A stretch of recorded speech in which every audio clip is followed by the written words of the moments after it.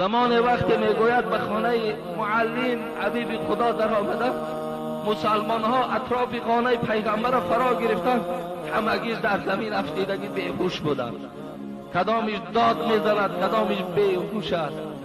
حضرت عمر میگوید ابوبکر در بیرون کوچه دیدم با این قدر غیرت شمشیر کشیده است، میگوید کسی گوید محمد مرده است، قسم به خدا با این شمشیر سرش جدا میکنم، محمد نمرده.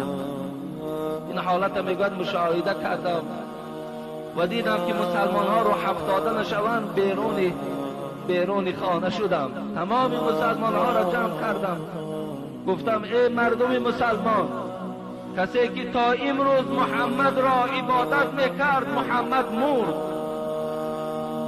لیکن کسی که خدا را عبادت میکرد خداوند هرگز نمیمرد. اگر چند